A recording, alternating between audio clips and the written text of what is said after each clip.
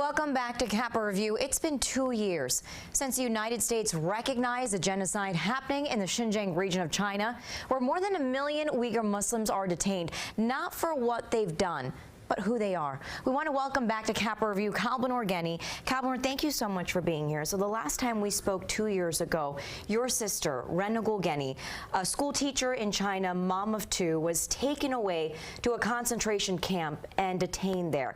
What's the update that you have on her and those jailed with her? What's happened since then?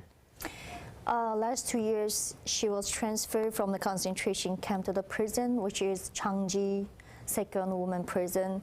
And after that, they told us like they're gonna free her like May in 2021, before May, but they didn't. They said they want to watch my activity or my reaction. That means like they want me to keep in silence, or they want me to listen whatever they want, like whatever they ask. I didn't. Until like right now, actually, I'm still speaking up in the social media and whatever, like any journals come up, I'm giving interview. And I understand that like at the last, actually, the Chinese government, what they want, not only my silence. The past 2 years, you've had to move on. You've gotten married since we last spoke. You have a beautiful son. And it has to be so hard to not be able to celebrate these happy occasions with your family, let alone not even be able to talk to your sister. You want to feel happy at the same time. You have to feel so helpless and alone. How difficult has this been to move on when it's difficult, you can't? Oh my God, it's so hard. And all the connection with my family and back home, and you don't know like your mom is alive or that, you don't know your sister is like alive or that. That was like horrible nightmare ever can happen to anyone in the life.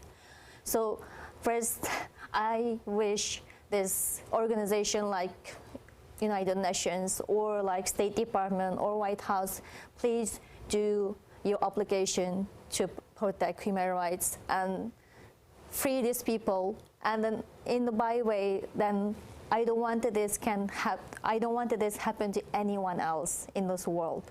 So how I move on, I don't know how did I move on, just like keep living. And then there's a hope, because I still need to be strong enough to be voice of my sister, be voice of my cousin brother. He was only 25 years old when he was detained. After that, they give him life sentence just for nothing. We don't know what's the reason. They say he was praying.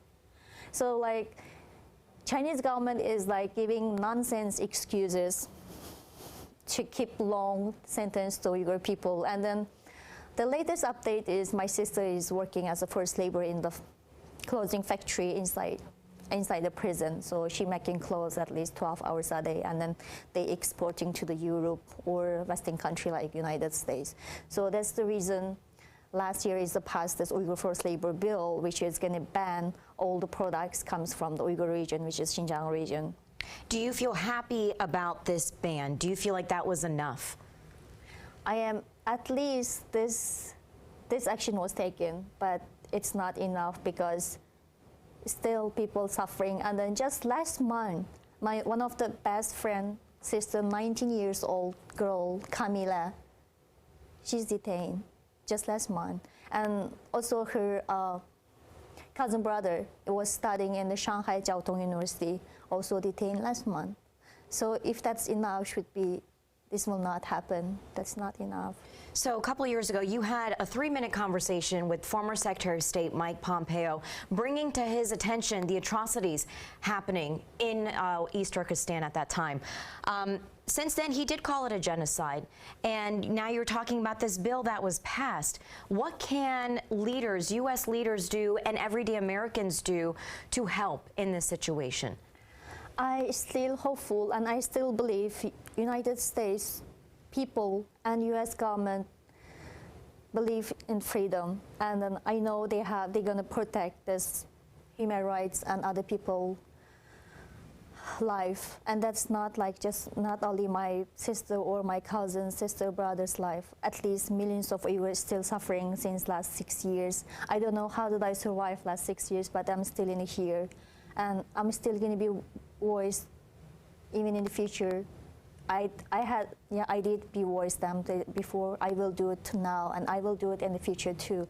But as ordinary people like me, as a Uyghur, and then I still keep speaking up beside so much harassment from the Chinese government to my mom, and then even me. They call me each other day. Like I was pregnant, like 8 months. They call every other day or every day. If I don't answer, they call, WeChat call. They directly go to my mom's house. Hey, your daughter is not answering call.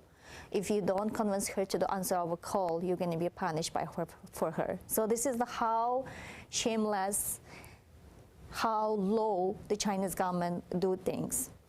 And we really appreciate you for sharing your story with us here on Kappa Review. Your words are powerful and your advocacy is very powerful.